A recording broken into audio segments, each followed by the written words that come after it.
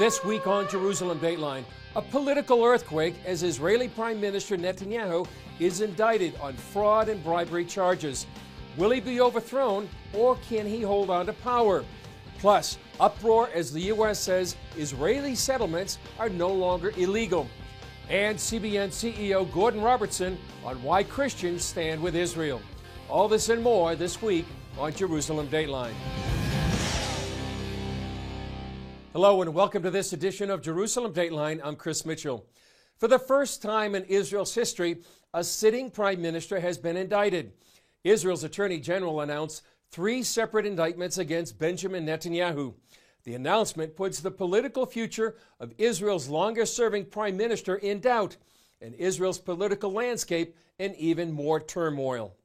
Attorney General Avichai Mandelblit announced indictments against Israeli Prime Minister Benjamin Netanyahu in 3 separate cases for fraud, bribery, and breach of trust. He called it a sad day for Israel. A day in which the Attorney General decides to serve an indictment against a seated Prime Minister for serious crimes of corrupt governance is a heavy and sad day for the Israeli public and for me personally. An emotional and defiant Netanyahu defended himself. Tonight, we're witnessing an attempted coup against the Prime Minister, using false accusations and a tainted and biased investigation process. Netanyahu called for a separate commission to investigate the charges and said the investigators were not hunting for the truth, but hunting him. He vowed to remain in office. I won't let the lie win. I will continue to lead the country according to the law, exactly as written. I will continue to lead the country with responsibility, with dedication, and with care for the security and the future of all of us, and for our country, and for democracy, and for the rule of law, and for justice. We need to do one thing. We need at last to investigate the investigators. After the announcement, some Israelis from the right and the left took to the streets. All the attorney and the justice system, they belong to the left. But the left, they anti-democracy. They see that after election after election, they lose, we win the election. So what they make? They make investigation. I'm here because today the Prime Minister of Israel has been indicted for bribery and breach of trust, and he must resign his office today, tonight. After years of investigations, Netanyahu will have his day in court. Despite the indictments, Netanyahu remains prime minister until the results of his trial, which could take months or even years. If he is convicted, he would have to step down. It comes at a critical time politically for Israel. Both Benny Gantz, the leader of the Blue and White Party, and Netanyahu have been unable to form a government. Now, for the first time in Israel's history, the members of the Knesset will have 21 days to choose a prime minister. If they can't, Israelis will go to the polls in several months. Whatever happens, Israel is facing one of its most uncertain times politically in its history. Just days before the Netanyahu indictment, Secretary of State Mike Pompeo announced that the Trump administration is taking another bold step by reversing the Obama administration's policy on Israeli settlements. After carefully studying all sides of the legal debate, this administration agrees with President Reagan. The establishment of Israeli civilian settlements in the West Bank is not, per se, inconsistent with international law. The surprise U.S. decision to recognize Israeli settlements in the so-called West Bank as legal reverberated in the region. Here's what Israelis and others had to say about the historic decision about land that many Israelis see as part of their biblical inheritance. Israeli Prime Minister Benjamin Netanyahu celebrated the U.S. move by visiting Alon Shvut, a settlement about 15 miles from Jerusalem in the heart of Gush Etzion. The Trump administration fixed a historic wrong, stood by truth and justice. I think it is a great day for the state of Israel and an achievement that will remain for decades. I'm standing here in Gush Etzion, one of Israel's largest settlement blocks, known in the world as the West Bank. but in the Bible it's called Judea, part of Israel's biblical heartland. Judea and Samaria are terms that were used in the Bible. We're talking about actual land that the Jewish people lived in, and the stories of Isaiah and the stories of Jeremiah, these stories happened in these lands. Gush Etzion Regional Council head Shlomo Nieman says while Israelis don't need the world to agree on their biblical right to be here, he's happy with the historic decision. For the number one player in the international arena to add this opinion, that, from our standpoint, is the right opinion, that Jewish settlement in the state of Israel, the land of Israel, in Judea and Samaria, is not against international law. This thing is a revolution. Jews established farming communities here before Israel became a state in 1948, but were driven out during the War of Independence. After the victorious 67 Six-Day War, they returned to rebuild. Today, some 750,000 Israelis live in the region Palestinians want to establish their own state. Not everyone agrees with the new U.S. position. Resolution 2334 states that Israeli settlement activities are a flagrant violation under international law. The land of Palestine, and especially the lands within the 1967 border, is a pure Palestinian land. The occupation of this land is illegal. But if Rat Mayor Oded Revivi believes settlements actually foster peace. President Trump is trying to bring us back to the time of the leaders who understood that the settlements, the Jewish towns and cities in Judea and Samaria, are not the obstacle for peace. They're rather the anchors which can create an example of how Jews and Arabs can live one alongside the other. Shalev Kayam, CFO of the Gush Etzion Regional Council, goes even further. The words of Isaiah of the coming back in the vineyards and coming back and the land actually being uplifted is something that we've been waiting for thousands of years, and that's happening in our eyes. It's part of the redemption of the world. Coming up, more about the political turmoil facing Israel and growing threats around the Middle East. Roman soldiers destroy the Second Temple of Jerusalem. Centuries of eyewitnesses say the temple treasures survived. But where are they? They went from Jerusalem to Rome, Rome to Carthage, Carthage to Byzantium.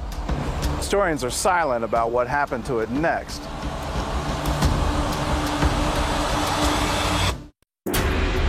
CBN Documentaries presents the worldwide release of Treasures of the Second Temple. So does it still exist today? A story of mystery. Where is it? Calamity. Most of the victims were butchered. And destiny. The possibility to dig is impossible. Get your copy of Treasures of the Second Temple. Yours for a gift of any amount to CBN Documentaries.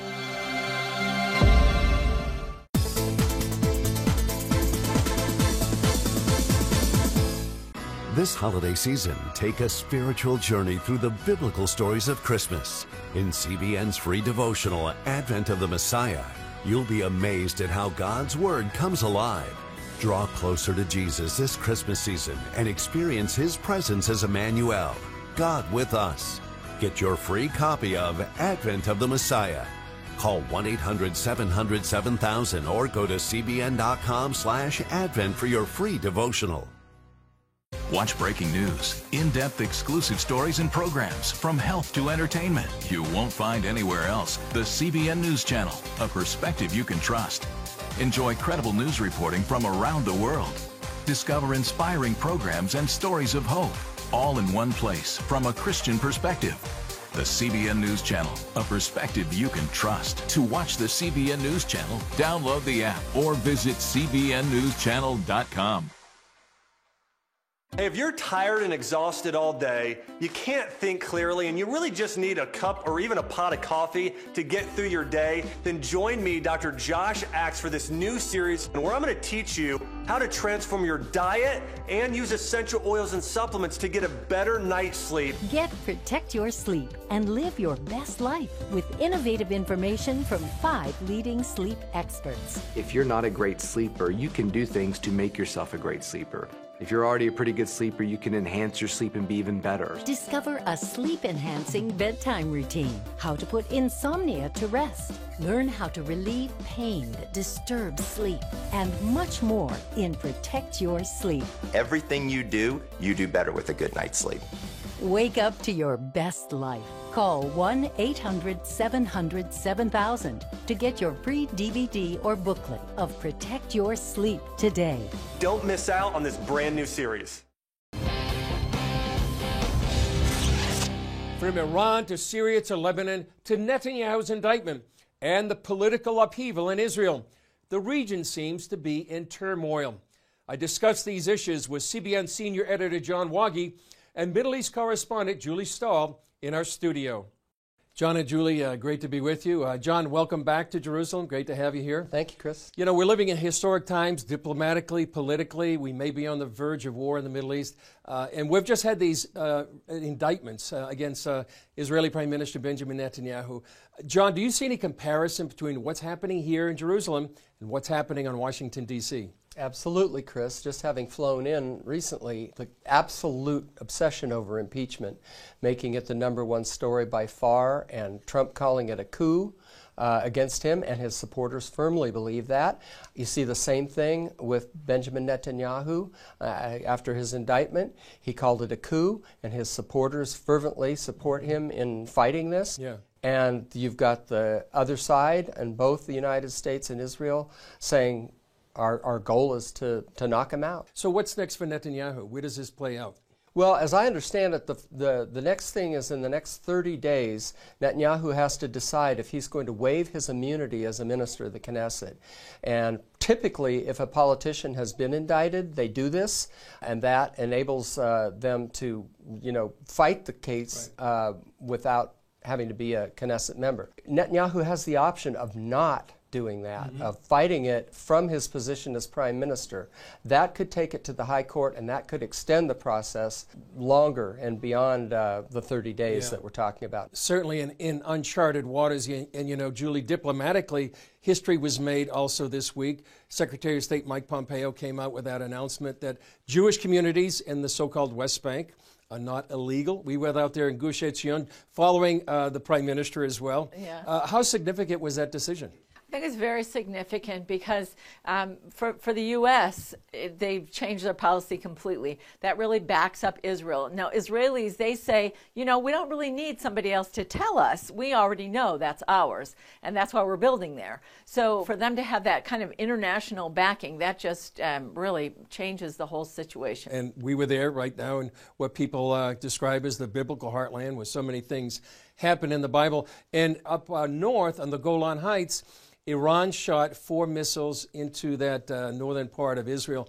How significant is this? Well, this is also very significant. We were talking about how many things happened this week, and any one of these things could have been a headline for the week, but they all happened in the same week. So Iran fired 4 missiles at the Golan Heights. They were all intercepted, no damage, they didn't even change their schedules for the Israelis that next day. But the following day, Israel really struck back Iranian targets, and that's very significant. Some in Israel say, we're the only ones who are really fighting Iran. And that's significant. Yeah, and they have a plan to have maybe 100,000 soldiers inside Syria, air bases, naval bases, all to come against the Jewish state. John, taking a wider picture, like a 30,000 feet view of the whole Middle East, there's so much turmoil in Iran, in Iraq, in Lebanon. What do you think's happening? Yeah, and not to mention all the reporting that you've done and others on Syria. That's right. And the problems there with the withdrawal of U.S. troops. Lebanon has the biggest protest since 2009. From mid-October on, you've had hundreds of thousands in the streets. You've had banks closed. The raising of taxes has been an issue there. Also, anger at Hezbollah. And so you've got an Iran factor there. You look at Iran itself. The demonstrations are as big as they were 10 years ago. Again, 2009. People in the streets furious at the hike in gas prices and other things, and anger at the government. And so in Iraq, we've seen over 300 dead in just the last 3 months. That gets very little coverage in international news. So the region is in foment, without a doubt. Right. Julie, last question to you in just the last few seconds. You know, I've heard somebody say there's a political clock going on in Israel and a security clock. Would you say that maybe with all these threats, Israel might be on the verge of war? We're definitely heading that way. Maybe not in the next few weeks, maybe not in the next few months, but I think also Israel's political uncertainty has really kind of given rise maybe to around the region, people thinking, it's unstable, it's not secure, so now's the time to attack. Yeah, and certainly a time to be praying for the peace of Jerusalem and all the peoples in this region. Julie, John, great to be with you. John, come back soon. Up next, insights on the situation in northeast Syria from CBN contributor Chuck Holton, who visited Christians there who still speak the language Jesus spoke. Now, for a limited time, you can get 5 of CBN's critically acclaimed documentaries. Experience the rebirth of the modern state of Israel. The historic bond between the Jewish people and the land of Israel cannot be broken. Relive the battle for Jerusalem in the Six-Day War. Jerusalem is yours, forever. Discover how Israeli volunteers are changing the world. When people need us, we volunteer and we come and help. Explore the world of Israeli technological innovation. We're people of dreams. God gives us dreams. And that's really the roots, I think, of much of our innovation. And understand the biggest land dispute in history. Many Palestinian Arabs claim that the Jews stole Arab land. But is that the real story? This exclusive Israel DVD collection can be yours for a gift of $40 or more. Call now or go online to get your Israel DVD bundle today.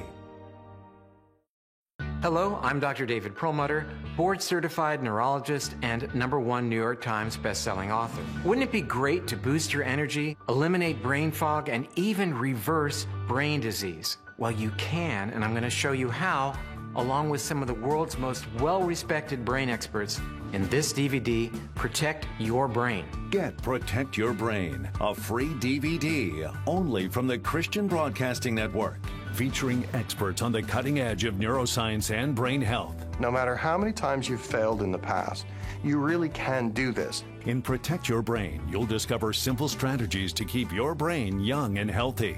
Improve your memory. Discover the gut-brain connection. In Protect Your Brain. Get your free copy at cbn.com or call 1-800-700-7000. If you want to improve the quality of your life, get the DVD Protect Your Brain and get it today. We've been reporting on the fighting and destruction created by the Turkish invasion of northeast Syria for a number of weeks. CBN's George Thomas interviewed CBN contributing correspondent Chuck Holton, who is fresh off the field from Syria, and tells us how the war is affecting Christians who still speak the language that Jesus spoke. Here with me now is Chuck Holton. He's a contributing correspondent for CBN News, and he's just back from this part of Syria. Chuck, tell us how the people there felt about the U.S. troops leaving. How do they feel more than a month after the Turks invaded? The fact that they were throwing tomatoes at the troops as they left kind of tells you all you need to know. They did not want to have to ally with the Syrian forces under Bashar al-Assad, but that's exactly what they did, just to avoid being wiped out. And they are still hopeful. I think you'll know that they are very optimistic people, and they're still hopeful that America will sort of turn around and change their mind. And they've been asking us to pray for that. When we ask them, how can we pray for you? They say, please pray that your president changes his mind and sends troops back in here to help us. Why should Americans care about what's happening in northeast Syria? You know, that's a really good question that I get a lot. And what my answer to that is this. A threat to freedom anywhere is a threat to freedom everywhere. And there's a moral component to this. If we sit back and, I don't know about you, but if you sit back and watch people being absolutely murdered, raped, their houses destroyed, and you have the ability to do something about it and you don't, well, you're not a hero, and you're, in my opinion, you'd only be half a man. So if we have the ability to do something about that, we should. And it's actually not very costly for us to have some troops in there. It's not very costly for us to put, I think long term it's very good for our country to put pressure on Erdogan to not be allowing his forces to murder people in that area. So it's good for America. It's good for our foreign policy. We should stand by the people we've made commitments to. In those areas, there are Muslims, Christians, Yazidis, Arabs, and other ethnic groups. Talk specifically about how the war is affecting Christians in that area. We talked to some Christians who had been pushed out of Serikania. That's that town along the Turkish border that the Turkish military surrounded and just pounded into dust. Once the Turkish military took that town, we got everybody out, and I was there for that. We got reports that they were going around and burning the homes that belonged to Christians. We saw that when ISIS took over Mosul. They went around and marked the houses depending on who had lived in that house, whether it was a Christian or a Shia Muslim or a Sunni Muslim. And if it was a Shia Muslim or a Christian, they either burned the house, destroyed it, or took it over. And that's exactly what we're seeing in this part of the world now. And that you have to understand, that region is the oldest area of Christian influence in Syria, where people still speak the language that Jesus spoke when they go to church, Aramaic. How can people pray, Chuck, for the situation there, and even can they make a difference where they are watching this program? There are very few aid organizations that are going into that area now. Even the United Nations has pulled their people out because it's gotten so dangerous. But Samaritan's Purse is still in there. Operation Blessing is making a difference there. The Free Burma Rangers certainly are in there putting their lives on the line. And so people can help by joining with us at Operation Blessing and these other organizations. But as far as praying for them, that's the most we can do. Always. And we can pray that when people are in that situation, that number one, they would cry out to God. And that's what we tell them when we're there. So ask Jesus, even if you're a Muslim, ask Jesus and he'll answer you. And I think that God can work through these kinds of tragedies to call people to himself. And I think that's what we need to pray for. Terrific. We'll have to leave it there, Chuck. Thanks for coming on the show. Still ahead, CBN's Gordon Robertson on why it's important to stand with Israel. Christians around the world are standing with the Israelis. But why? In CBN's free magazine, Friends of Israel, you'll discover why Christians are supporting the Jewish state, how Israel is fulfilling prophecy as a light to the nations, and ways you can pray for the people of Israel. Israel needs the support of friends like you. Call now or go to cbn.com to get your free copy of Friends of Israel. Watch breaking news, in-depth exclusive stories and programs from health to entertainment you won't find anywhere else. The CBN News Channel, a perspective you can trust. Enjoy credible news reporting from around the world. Discover inspiring programs and stories of hope, all in one place from a Christian perspective. The CBN News Channel, a perspective you can trust. To watch the CBN News Channel, download the app or visit cbnnewschannel.com. How'd you like to get a redo on your health, on your body, on your arteries, so you could have the energy you had 20 years ago? The great news is you can. I'm Dr. Mike Roizen, chair of the Wellness Institute at the Cleveland Clinic. I've written 4 New York Times bestsellers. But even better than having to read all that, you can listen to this DVD and watch it. Protect your heart? Yes, you can. Here's how.